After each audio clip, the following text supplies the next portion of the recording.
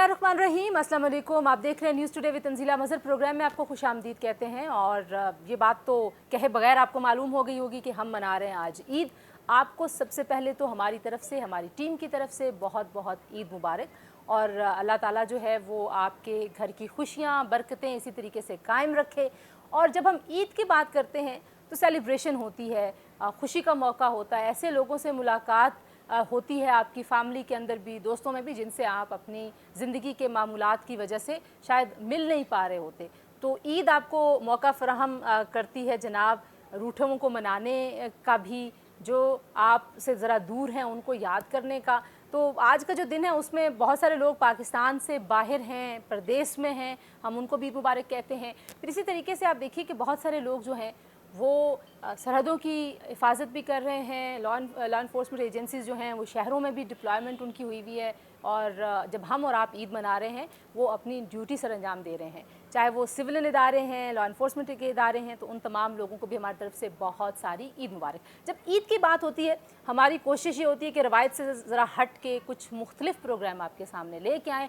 अब वो मुख्तलिफ प्रोग्राम सिर्फ गुफ्तगू की हद तक हो सकता है, क्योंकि जो हमारे शोबे हैं और जो हमारे मेहमान हैं वो वही होते हैं। बात हम उनसे मुख्तलिफ तरह की करते हैं, सियासी गुफ्तगू से परहेज़ करने की कोशिश करते हैं। ये कोशिश का लफ्ज़ है ना, ये इन्वर्टेड कॉमर्स में मैं कह रही हूँ, क्योंकि सियासत और हम और हमारी ज़िंदगी, मुझे तो ऐसा लगता है कि पिछले जो 2-3-4 साल हैं, खाने की मेज़ हो, नाश्ते का कोई, वो कहते हैं ना, किसी आप जगह पे चले जाएं, किसी होटल पे, रेस्टोरेंट में, किसी ढाबे पे, सियासत इतनी ज़्यादा हो गई हमारी मामूल की ज़िंदगी की गुफ्तगू में कि आप उससे छुटकारा नहीं पा सकते। मेरे साथ बहुत ही ज़बरदस्त से मेहमान मौजूद हैं जिनको हमने ये शर्त बताई है कि हमने सियासी गुफ्तगू से परहेज़ करना है और ऐसी बातें करनी है जो आपने शायद उनके बारे में पहले नहीं सुनी होगी। तो मेरे साथ मौजूद हैं जनाब फैसल करीम कुंडी साहब, वज़ीर ममलकत हैं, पाकिस्तान पीपल्स पार्टी के मरकज़ी रहनुमा हैं।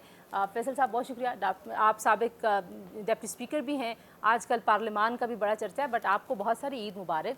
और पार्लियामान के हालात देख के आई होप कि आपका भी दिल चाह रहा होगा कि ये ज़रा बेहतर हो जाए हालात इंशाल्लाह। आसिया चौधरी साहब हमारे साथ मौजूद हैं जी, पाकिस्तान तहरीक इंसाफ की रहनुमा हैं, बड़ा ज़बरदस्त काम करती हैं। Asiya, Eid Mubarak and thank you so much for joining us today. और पाकिस्तान के रिनाउंड जर्नलिस्ट, किसी तारुफ के मोहताज नहीं, अमीर अब्बास साहब हमारे साथ मौजूद हैं, हमारे बड़े अच्छे दोस्त हैं। Amir, thank you very much for joining today and Eid Mubarak आपको तीनों को, बहुत बहुत ईद मुबारक। माशाल्लाह आप तीनों बहुत अच्छे लग रहे हैं। मैंने कहा था खूबसूरत मेहमान हूँ मेरे साथ आज, और ये खूबसूरत मेहमान जो हैं, ये सिर्फ खूबसूरती से मुराद है कि खूबसूरत जहन है, खूबसूरत गुफ्तगू का अंदाज़ है और खूबसूरत सोच है। अच्छा, मैं जब शुरू करी थी मैं सोच रही थी कि ये एक जुमला होता है रवायती तौर पे, हम कोशिश करेंगे कि आज हम आपसे सियासी गुफ्तगू ना करें। ये तो हो नहीं सकता, ये हो नहीं सकता, लेकिन बेट है कि हम कोशिश करेंगे हम सियासी गुफ्तगू ना करें। सियासत के बारे में जो गुफ्तगू हो वो भी गैर सियासी तरीके से करें। तो फैसल साहब, ईद में सबसे ख़ास बात क्या, अगर मैं बचपन का कहूँ और अब की ईद में क्या फ़र्क नज़र आता है? अभी बचपन है, अभी कोई ऐसी कैसी बात है? हाँ, ये ये देखा, ये नई बात है। नहीं, ईद पे कोई ख़ास बात नहीं है। रमज़ान का महीना एक बरकतों वाला महीना वो गुज़रता है, और ईद का त्यौहार जो है वो पूरे उम्मत मुस्लिम में एक खुशी का त्यौहार होता है, मनाया जाता है। एज ए पॉलिटिशियन जो है वो कई प्रोग्राम आपके साथ हमने ईद पे भी किए हैं, और नॉर्मली हमारा ये होता है कि हमारे अपने हल्के में ईद होती है, और उसमें ये होता है कि अगर आप साल किसी से ताल्लुक़, मतलब है कि मुलाकात नहीं होती है, तो साल के साल जो है वो नॉर्मली हम, मेरे जो अपना वो है जो ईद पे होता है दूसरे तीसरे दिन, जितने हमारे इलाके के लोग हैं। प्रैक्टिकल पॉलिटिक्स में कितना अर्सा हुआ है?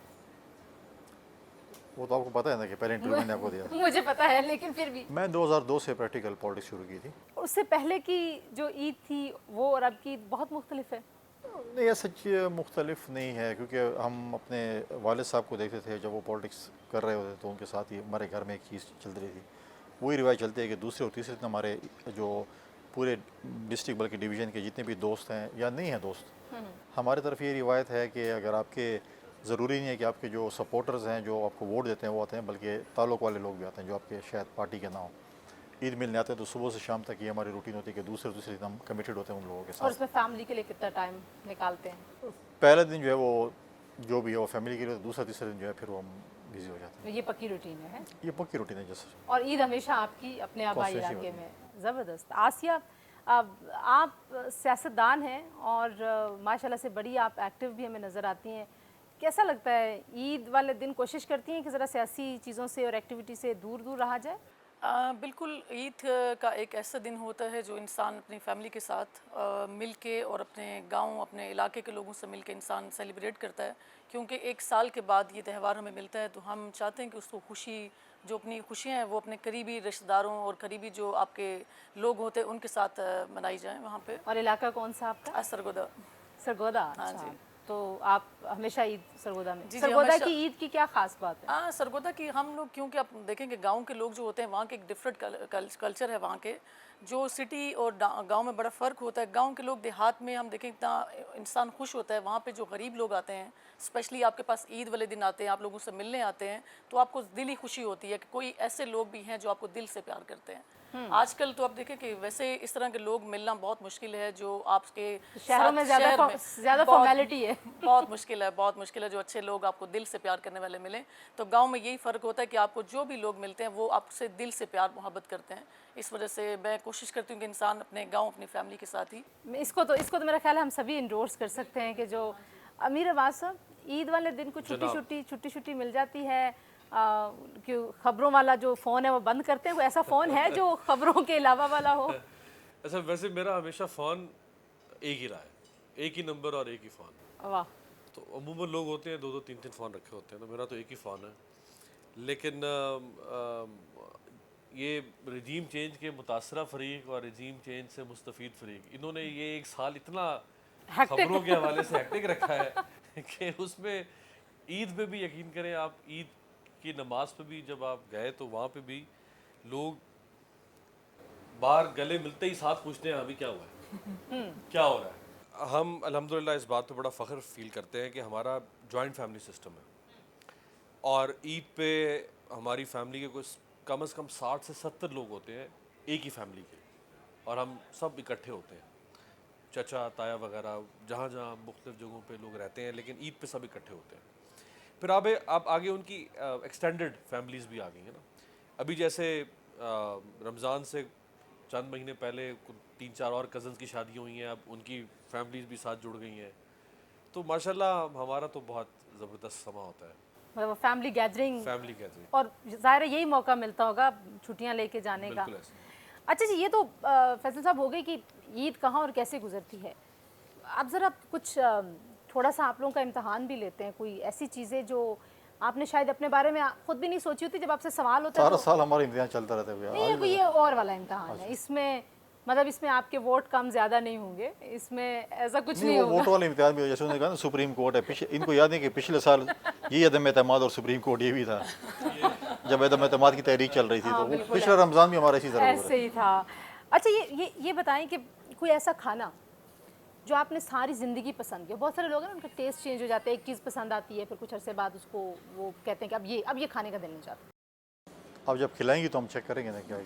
नहीं, कुछ बताएं ना आप अपनी पसंद की कोई ऐसी डिश। तो आप जब बुलाएंगी बार बार तो हम चेक करते रहेंगे डिशेज जो अच्छी रहेंगी तो अपनी ज़िंदगी में से भी बता दें, मैं तो बुला ही लूँगी। नहीं, हमारे तरफ हमारी एक डिश बनती है, सोबत कहते हैं उसको हम अपने आप हर दफ़ा जिक्र करते हैं और कभी लेके नहीं आते हमारे लिए। नहीं, वो बनाई जाती है, लेके नहीं आना पड़ता, वो इधर ही बनाई जाती है। तो हमें इंशाल्लाह लेके जाएंगे आप। मैं आपको अपने घर दावत दूंगा, फिर उधर आना। अमीर अब्बास, हम सोबत खाने जा रहे हैं, आसिया हम सोबत खाने जा रहे हैं। ईद के बाद, ईद बस गुजर ईद गई के है, बाद एक आध हम दिन जा रहे हैं। लेकिन उसमें एक शर्त यह है ना कि अगर आज ये, क्योंकि आप देखें आप लोग जो है ना, आप भी कैटेगरी में आते हैं ना, आप पूरा साल में चाय के कप पे या कावे पे जो है ना पूरा प्रोग्राम करते हैं पूरा साल, तो आज आपको ईदी मीडियम में देंगे तो फिर हम भी कुछ जाके आपके लिए कुछ। आसिया, ऐसी कौन सी चीज़ है जो आपको हमेशा से पसंद है और आपको जब भी मिले आप मतलब अगर खाना खाया हुआ भी तो आप खा सकते? मुझे कद्दू बहुत ज़्यादा पसंद है, कभी भी मैं कहती हूँ कि मुझे हर दिन में मिले तभी मैं खाऊंगी। बड़ी डिफरेंट किस्म की डिश यस, खाई ये है। कद्दू का मैं लेकिन अमूमन लोग उसको असल नाम नहीं में देते। पार्टी वो पीटीआई वाला काम किया। नहीं, मुझे सब्जियां बहुत पसंद है, लेकिन स्पेशली कद्दू मैं कहती हूँ मुझे डेली भी मिले तभी मैं खा सकती हूँ। आप? हाँ, वैसे मुझे भी दाल कद्दू, चने की दाल और कद्दू के साथ। लेकिन ज़्यादा मुझे दाल चावल। कोई ऐसी डिश है जो आपको रोज़ ही मिले और आप रोज़ खा लें? मेरा ख्याल दाल चावल। दाल चावल रोज़ खाए जा सकते हैं। बीबी को भी दाल चावल बहुत पसंद थे, मोहतरमा को भी पसंदीदा उनकी डिश थी। कोई ऐसी डिश है जो आप भी रोज़ खा लें कि बस बोरियत नहीं हो? नहीं यार, सब्जी को थोड़ा सा माइनस कर लें, बाकी जो बाकी सारा कुछ खाया जा सकता है। अच्छा अमीर अब्बास साहब, आप एक दिन के लिए वज़ीर आज़म बन जाएं तो ऐसा क्या काम है जो आप चाहेंगे कि उस एक दिन में जो सबसे पहला हुक्म आपने क्या सादर फरमाना है? कुछ नहीं। अब ये नहीं कहना कि मैंने किसी बिल्डिंग को यूनिवर्सिटी बनाना है, प्लीज ये नहीं कहना। मुश्किल सवाल आपने कर दिया। आपने कुछ नहीं बैठे होता। यहाँ पर बैठे देखें आपने पाकिस्तान में जब अचानक से जवाब ही दिया। देखें पाकिस्तान में जब स्टाफ वाले को पता चलता है कि 7 महीने बाद रिटायर हो, चाय भी नहीं पिलाते। ये तो एक दिन है। नहीं, वो कह रहे हैं मैं दाल कद्दू खाते खाते आपने मुझे वज़ीर आज़म बना दिया। नहीं, आप एक दिन के लिए अगर आप उन स्टाफ वालों को एक दिन के वज़ीर आज़म बने, कोई बात नहीं मानी उन्होंने। नहीं, मेरा ख्याल है मेरे बस में हुआ तो मैं पाकिस्तान में 100% लिटरेसी रेट कर दूंगा। लिटरेसी रेट वो एक दिन में हो नहीं हो नहीं सकता, सकता। बहुत मुश्किल है।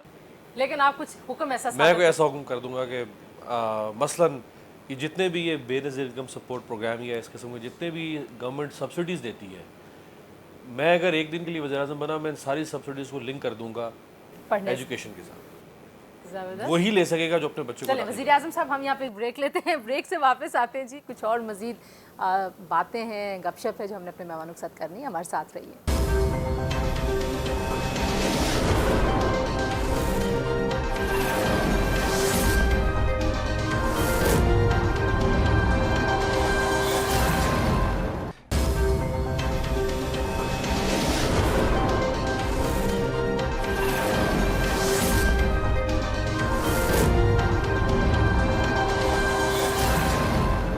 जी, एक बार फिर आपको Eid Mubarak and welcome back to News Today. हम बात कर रहे हैं अपने बड़े ज़बरदस्त मेहमानों से और अमीर अब्बास साहब ने कहा जी वो वज़ीर आज़म बनेंगे तो लिटरेसी रेट जो है वो 100% इंशाल्लाह भी कह दिया करें साथ।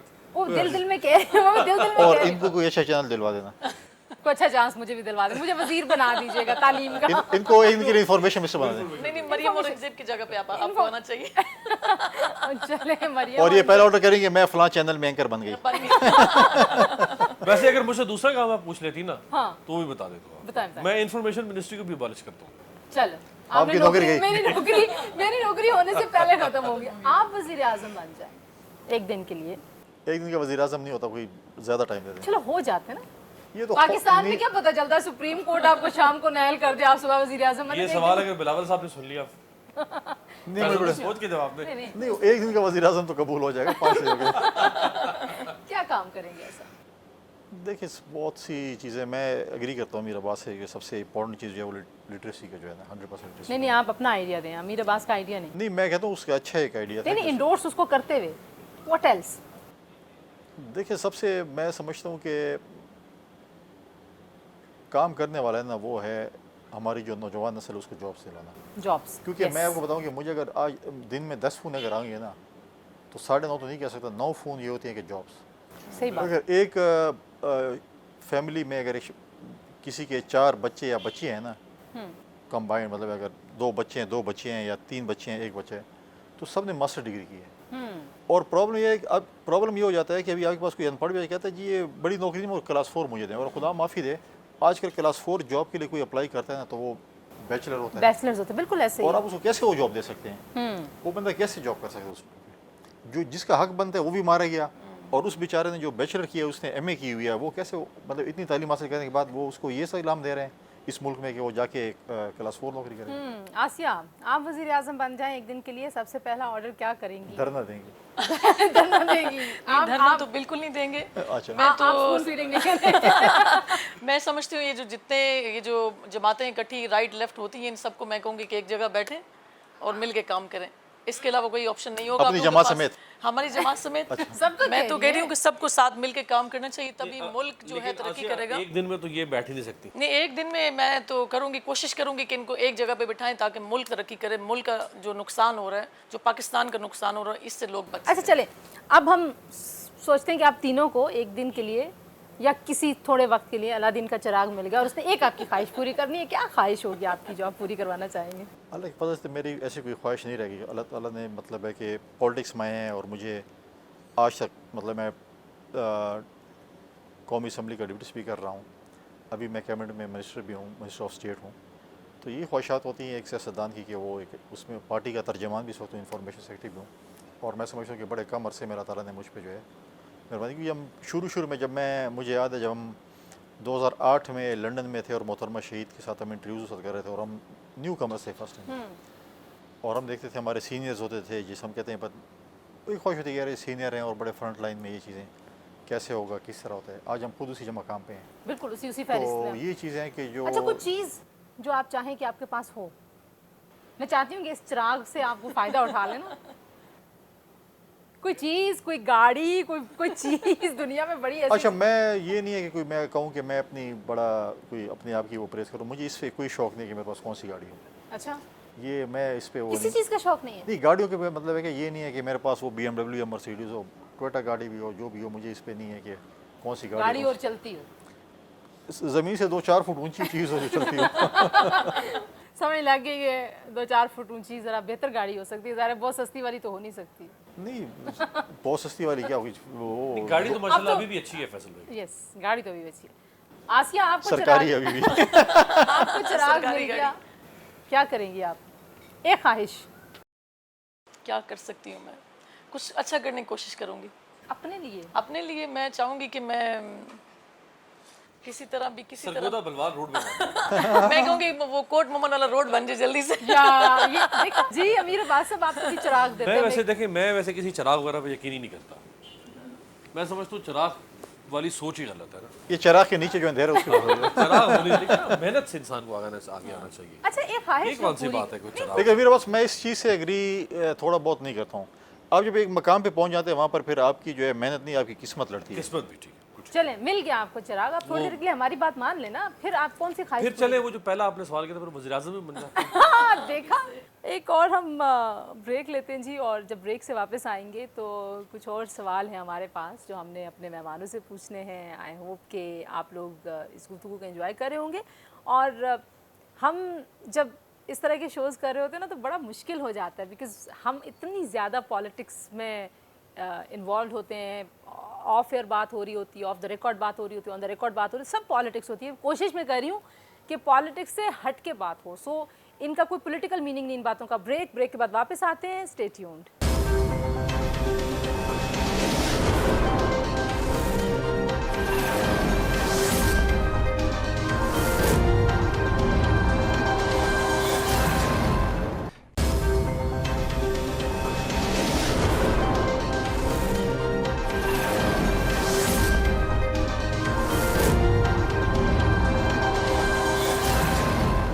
जी, प्रोग्राम में एक बार फिर आपको खुशामदीद कहते हैं जी। और हम अब अपने प्रोग्राम के आखिरी सेगमेंट में हैं, तो मेरा ख्याल है आप लोगों से ये भी पूछना चाहिए फैसल साहब कि अगर आपको मौका मिले किसी आलमी शख्सियत से मिलने का, तो मतलब आपको कोई अपॉर्चुनिटी दी जाए कि आप जिस शख्सियत से मिलना चाहेंगे उससे आपकी मुलाकात हो जाएगी, तो किससे मिलना चाहेंगे? मैं जो मिलना चाहता था और मिल चुका हूँ, फर्स्ट पेड तो मेरी उर्दगान थी, उससे मैं मिला हूँ कई दफ़ा जब मैं टर्की गया हूँ, जब भी। अच्छा, उर्दगान। हाँ, उससे मेरी कई मुलाकातें हुई हैं।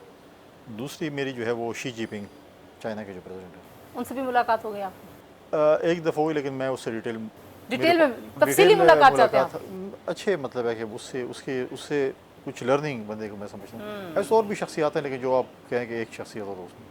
अब आपने पहले ही बता दिया, मूवीज़ वगैरह तो आप देखते नहीं कि आपसे कुछ सेलिब्रिटी बंदा पूछे कि किसी से मिलना चाहिए। आसिया, जिससे भी मिला दे मिल लूँगा।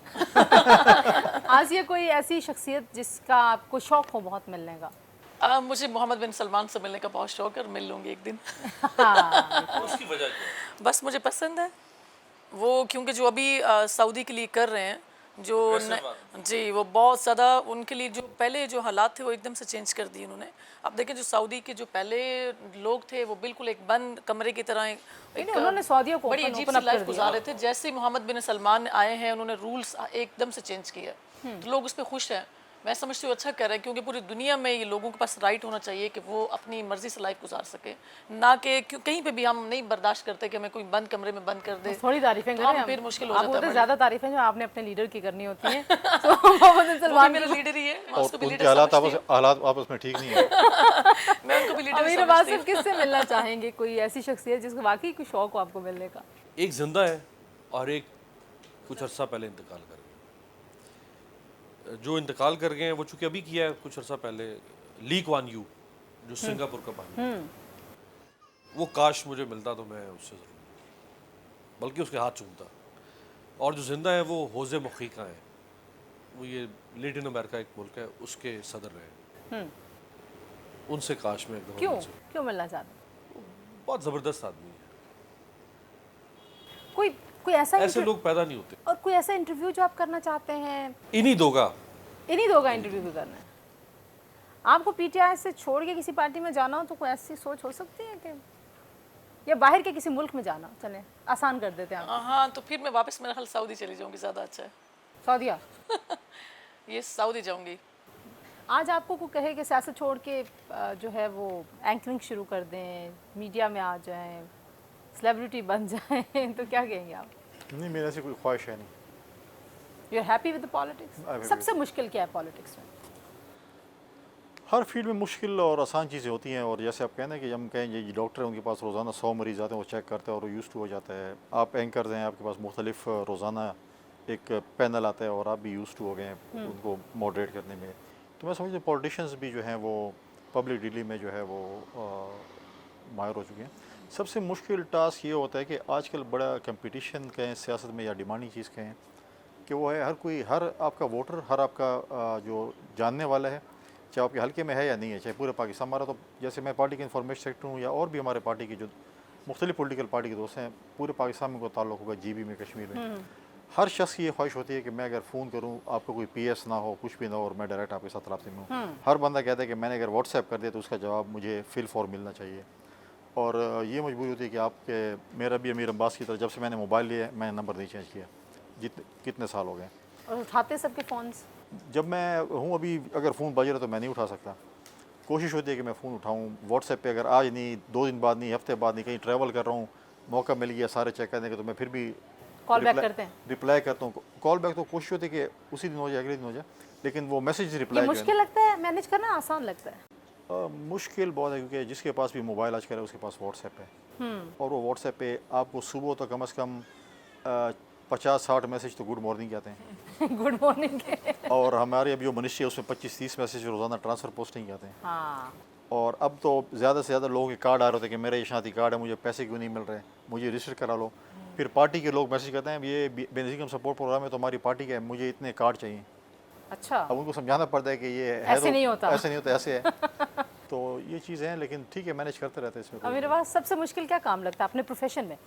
हमारे प्रोफेशन में जैसे कुछ हमारे एंकर दोस्त हैं ना, उनके बारे में हम अक्सर, जो हमारे फैसल साहब जैसे गेस्ट हैं, वो कहते हैं जल्दी से बेदीद हो जाता है, तो आप बेदीद होते ही नहीं होते? हमारे प्रोफेशन में सबसे मुश्किल काम अब ये हो चुका हुआ है कि जिनसे सवाल नहीं किया जा सकता ना, उनसे सवाल कैसे किया जाए। यस।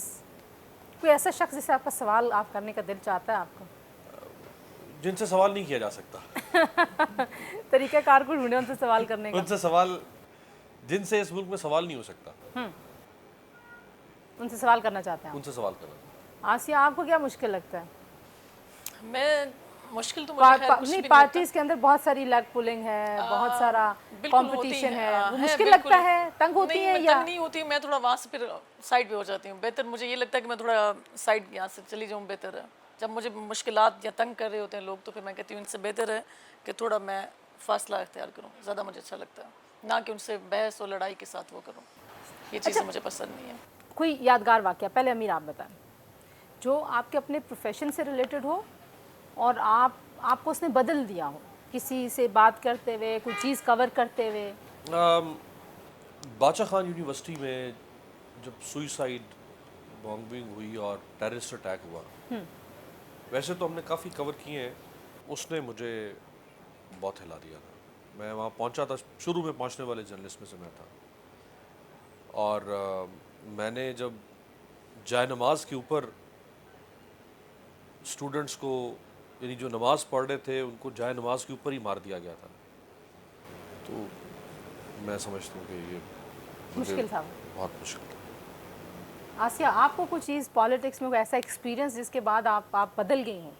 होता ना, बंदा इवॉल्व होता है थोड़ा सा, तब उसका मिजाज बदल जाता है, उसकी सोच बदल जाती है। मेरा ये था कि पहले मैं लोगों से, हर तरह के पॉलिटिकल लोगों से मिल लेती थी और बर्दाश्त करती थी, लेकिन अब मैंने थोड़ा सा अवॉइड करना शुरू कर दिया। मेरे में बर्दाश्त कम हो गया, अब नहीं मैं मिल सकती। वो तो आपकी पार्टी में ऐसे भी नहीं है। मैं अब तो मेरे से बिल्कुल नहीं कंट्रोल होता कि मैं लोगों से मिलूं और फजूल में उनकी बातें सुनूं, मेरे से बर्दाश्त नहीं होता ये चीज़, बहुत मुश्किल है। फैसल साहब, कोई ऐसी चीज़ जो आपकी प्रोफेशनल लाइफ में आपके साथ? देखिए, ये जो अमीर ने बात की, मैं एक दफ़ा पेशावर में जब APS का वाक़या हुआ था, उसके कुछ अरसे बाद मैं प्रेसिडेंट ज़रदारी साहब के साथ हम पेशावर गए थे, और जो शोहदा थे बच्चों के, उनके वालिदैन मिलने आते जरदारी साहब से। हम एक हॉल में वो फैमिलीज़ बैठी हुई थी और जरदारी साहब को वो ख़वातीन जो किस्से सुना रही थी ना, वो जब आप उनके किस्से और उनकी बातें अगर आप सुनते तो आप बर्दाश्त नहीं कर सकते। वो जिस किस्म के वो बातें कर रही थी ना, तो मुझे तो ये लिबर्टी थी कि मैं कुछ टाइम के लिए कमरे से बाहर भी निकल गया। और वो जो है मतलब है कि जो कमरे में जो जितने भी लोग थे, जरदारी साहब समेत और बाकी जितने भी थे, वो लिटरली उस बातें सुन के उनके मतलब है कि रो रहे थे। वो बहुत ही मतलब है कि मैं कहूँ कि हर वाक़या सुसाइड का उस वक्त जिधर भी हुए सारे दर्दनाक और उसात है, लेकिन ये जो था ना, ये बहुत ही सर ये बियॉन्ड आपके वो है ना कि आपको यकीन नहीं आता आप कैसे। नहीं, आप सोच भी नहीं सकते कि आपका अगर मुखालिफ है उसमें भी कुछ ऐसी चीज़ें होती हैं, कुछ चीज़ें जो होती हैं जैसे आप कहते हैं कि हॉस्पिटल पे अटैक नहीं होते, कुछ ऐसी SOPs होते हैं इंटरनेशनल के, आगे नहीं होते। आप किस तरीके से मतलब आपके मुखालिफ, आपके दुश्मन का अगर बेटा या बेटी हो, उसको आप किस तरह से टारगेट कर सकते हैं? बिल्कुल बिल्कुल सही बात है। अच्छा, मुझे आखिरी जो सवाल आप सब लोगों से मैं पूछना चाहती हूँ, 2-3 छोटे छोटे सवाल हैं, वो ये हैं कि पाकिस्तान में आपके ख्याल में बेहतरीन पॉलिटिशियन कौन है? अपनी जमात के अलावा भी बता सकते हैं आप। देखें, ये तो बड़ी उस वाली बात है कि वो बात होती है कि हर कोई कहेगा मैं पीपल्स पार्टी कहूँगा, ये PTI का कहेगी, वो इसलिए मैं कह रही हूँ इंडिपेंडेंट ना, उसके अलावा कुछ बता दें। अगर मैं आपसे कहूँ पीपल्स पार्टी के लोगों के अलावा कौन सियासत के में अलावा तो आपको कोई नज़र ही नहीं आता। कोशिश करें ज़रा थोड़ी सी देखने की, ऐसे करके देखें। उस दायरे से बाहर बाहर निकलता ही नहीं है।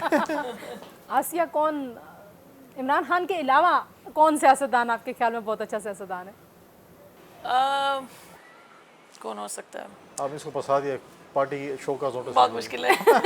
नहीं पार्टी शोकाज वो तो अच्छे हैं ना, ये इसका मतलब मुशर्रफ साहब मुझे बहुत पसंद थे। मुशर्रफ साहब मुझे बहुत ज़्यादा पसंद थे। मैं समझती हूँ अगर वो होते तो, अगर उनको और टाइम दिया जाता तो मुल्क के लिए, मुल्क के जो अभी हालात हैं वो वैसे नहीं होते।